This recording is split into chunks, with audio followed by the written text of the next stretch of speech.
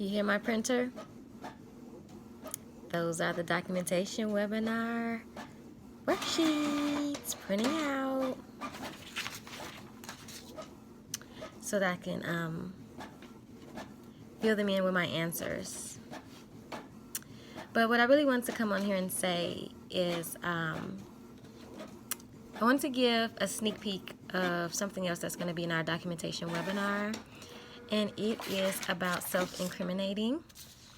So I want to give an example of one self-incriminating thing that you can do while charting. So an example would be of making a note saying that you notified or communicated with the doctor about what you found in your assessment, and the doctor gives you orders and asks for results. Okay?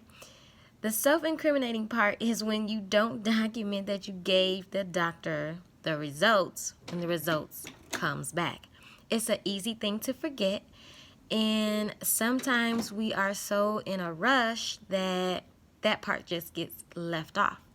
But if in a court of law they were to pull your documentation, which I've been in a situation they had to pull our documentation, that is self-incriminating because you charted that the doctor asked you to give results, but did you give the results? There's no documentation stating that you did.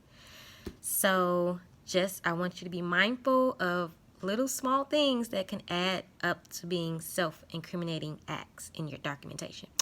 So if you want to learn more about self-incriminating and how to defend your license and documentation, please join our webinar. You are not going to regret it, okay? Replay will be available if you can't make it, and I will see you on Saturday.